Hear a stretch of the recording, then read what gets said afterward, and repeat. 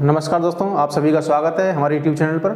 आज की जो मैं वीडियो लेकर आया हूँ आपके लिए क्विक फैक्ट सीरीज की तीसरी वीडियो है और जिसके अंतर्गत हम आज पदाधिकारियों के टेन्योर के बारे में जानेंगे। जितने भी हमारे संवैधानिक पदाधिकारी हैं वो अपने पद पर किस समय तक बने रह सकते हैं, उन सब के बारे में हम आज जानेंगे, जिनका उल्लेख हमारे भारत के संविधान में किया गया है। यहाँ पर हम इनसे रिलेटेड आर्टिकल्स नहीं पढ़ेंगे क्योंकि मैं इस वीडियो को स्टैटिक जीके के एक तरीके से कराना चाह रहा हूँ।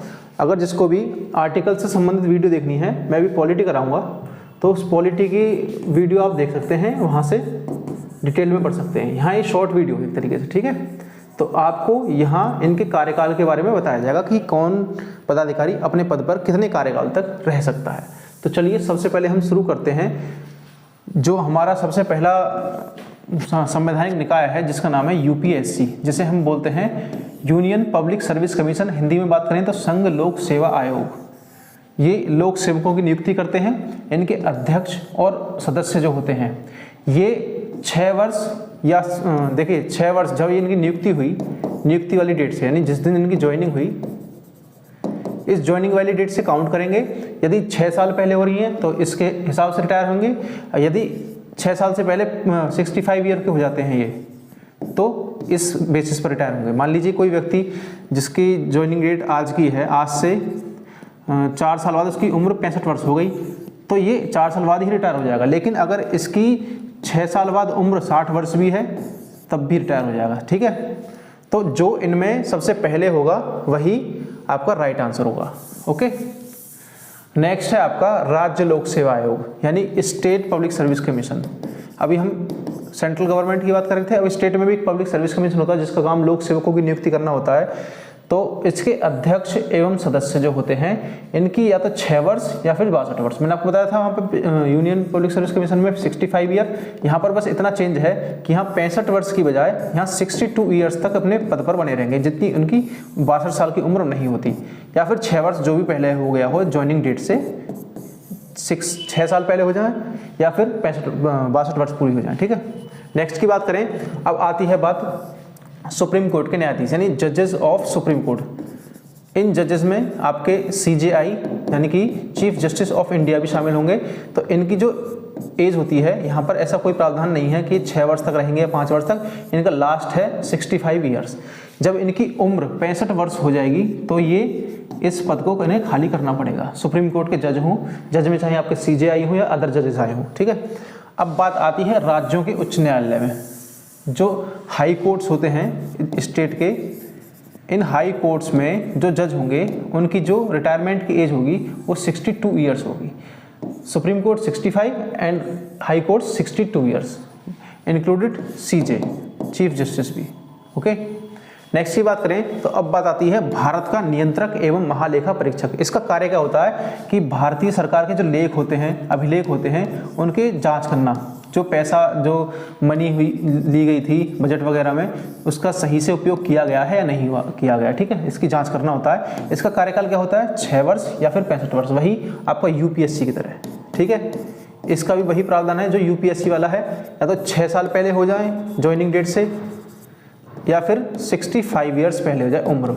ये उम्र हो गई या 6 साल इन्हें इस पद पर बैठे हुए हो गए हों, जो चीज़ पहले हो जाएगी उसी के अकॉर्डिंग ये रिटायर हो जाएंगे, ठीक है। बात आती है निर्वाचन आयोग यानी कि इलेक्शन कमीशन की।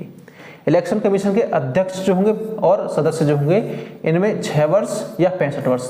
अभी तक हमने जो चीज़ देखी, क्या कॉमन देखी है, चाहे यूपीएससी हो, चाहे आपका कैग हो, controller and auditor general of India and election commission हो, इन सब में एक चीज़ कॉमन मिली है अभी तक, या तो ये 65 वर्ष की आयु तक अपने पद पर बने रहेंगे या फिर ये 6 ईयर का टेन्योर कंप्लीट कर लें, 6 साल की इनकी सर्विस इस पद पर हो जाए तभी रिटायर होंगे। इन तीनों का हमने अब तक एक ये कॉमन देखा, ठीक है।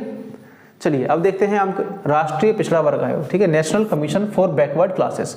राष्ट्रीय अनुसूचित जाति आयोग, national commission for scheduled caste. आगे आपका आएगा, आपका शेड्यूल्ड ट्राइब्स के लिए भी आएगा। तो इन सब का क्या है, इनकी पदावधि राष्ट्रपति के द्वारा निर्धारित की जाती है। इन सभी की जितने भी ये तीनों आयोग हैं आपके, चाहे एससी आयोग हो, एसटी आयोग हो या ओबीसी आयोग हो, इन सब की जो पदावधि है ये भारत के प्रेसिडेंट ऑफ इंडिया के द्वारा इनकी पदावधि तय की जाएगी। ओके, लेकिन नियमानुसार इनका कार्यकाल 3 वर्ष तक होता है, लेकिन राष्ट्रपति चाहे तो इन्हें पहले भी हटा सकता है। ठीक है, देखिए राष्ट्रीय अनुसूचित जनजाति आयोग, national commission for scheduled tribes, इसका भी पदावधि राष्ट्रपति द्वारा निर्धारित होती है। ठीक है, ये हो गए हमारे आयोग किससे, कास्ट से संबंधित जितने भी हैं। अब बात करते हैं आगे वाला, राष्ट्रीय मानवाधिकार आयोग, नेशनल ह्यूमन राइट कमीशन, जो मानवों के अधिकारों की रक्षा करता है। तो यही होगा आपका कौन सा, मानवाधिकार आयोग। इसकी जो सदस्य अध्यक्ष होंगे इनके 3 वर्ष पहले हो जाएं या फिर 70 वर्ष इनकी आयु हो जाए। जो NHRC है, नेशनल ह्यूमन राइट कमीशन, इस पद पर बैठे हुए व्यक्ति को या फिर सदस्यों को 6 वर्ष पहले हो जाए, 3 वर्ष पहले हो जाए 3 इयर्स, या फिर उनकी एज 70 इयर्स हो जाए। जो चीज़ पहले होगी उसी के अकॉर्डिंग ये रिटायर हो जाएंगे। ओके, नेक्स्ट है आपका राष्ट्रीय महिला आयोग, नेशनल कमीशन फॉर वुमेन। इसकी जो अध्यक्षा होंगी उनके 3 वर्ष या फिर स्वेच्छा से इस्तीफा दे दें केंद्र सरकार को। ठीक है, 3 इयर्स। नेक्स्ट, अब बात आती है राष्ट्रीय बाल अधिकार संरक्षण आयोग, national commission for protection of child rights. तो इसके जो अध्यक्ष होंगे इनका जो टेन्योर होगा 3 years from joining date. Okay, और इसके जो अध्यक्ष होंगे 65 इयर्स पर रिटायर होंगे, और जो इसके बाकी के सदस्य होंगे वो आपके 60 इयर्स पर रिटायर होंगे। ये जो ज्वाइनिंग डेट से जो आपका टेन्योर है 3 वर्ष का दोनों के लिए है, लेकिन उम्र की जो सीमा है वो अध्यक्ष के लिए 65 ईयर है और जो बाकी सदस्य हैं उनके लिए 60 ईयर्स है। ठीक है, किसकी, राष्ट्रीय बाल अधिकार संरक्षण आयोग, national commission for protection of child rights. ठीक है, अब आती है बात राष्ट्रीय अल्पसंख्यक आयोग, नेशनल कमीशन फॉर माइनॉरिटी। इसके जो सदस्य होंगे इनके लिए 3 इयर्स, या फिर आपकी ये राष्ट्रपति को सरकार को स्वेच्छा से इस्तीफा दे दें, रेजिग्नेशन दे दें। 3 साल पहले हो जाएं, या फिर इनकी इच्छा है अगर अपना रेजिग्नेशन देना चाहते हैं तो सेंट्रल गवर्नमेंट को दे सकते हैं। अब आती है बात सेंट्रल विजिलेंस कमीशन, यानी केंद्रीय सतर्कता आयोग। ये भ्रष्टाचार निरोधी आपकी संस्था है, इसका काम भ्रष्टाचार पर लगाम लगाना है। और इसके जो सदस्य होते हैं ये 4 वर्ष हो जाएं, या तो इन्हें इस पद पर 4 इयर्स हो जाएं, या फिर इनकी आयु 65 ईयर हो जाए। और एक कंडीशन और इनके साथ लग जाती है कि ये एक बार अगर इस पद पर चुने गए, अगर इन्हें ये पद मिल गया तो इस पद पर ये दोबारा नहीं चुने जा सकते, एक बार चुने जाने के अलावा। कौन, केंद्रीय सतर्कता आयोग यानी सेंट्रल विजिलेंस कमीशन। इसी तरह से केंद्रीय सूचना आयोग है, सेंट्रल इंफॉर्मेशन कमीशन।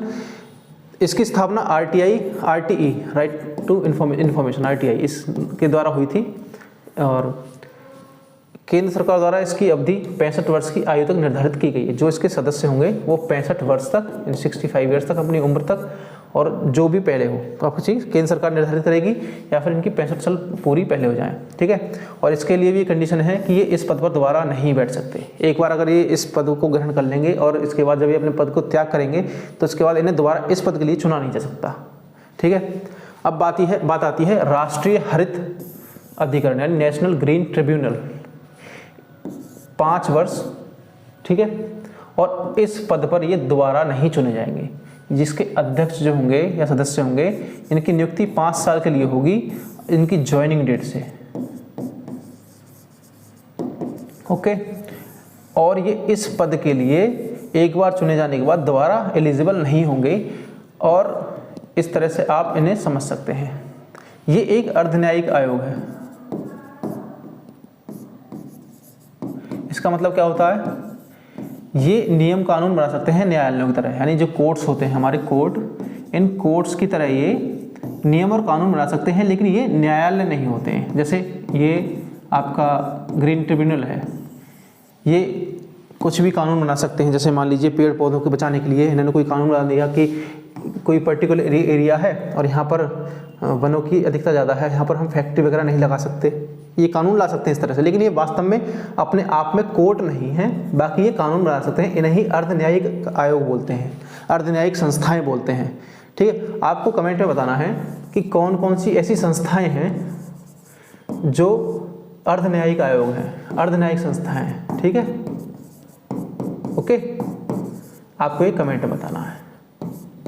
ठीक है, आज की वीडियो हमारी इतनी ही थी और उम्मीद है आपको इन पदाधिकारियों के कार्यकाल के बारे में समझ में आया होगा। अगर वीडियो अच्छी लगी है तो वीडियो को लाइक करें और हो सके तो वीडियो को ज़्यादा से ज़्यादा शेयर भी करें। ठीक है, और जल्द ही मैं आपकी पॉलिटी क्लासेस स्टार्ट करने वाला हूँ।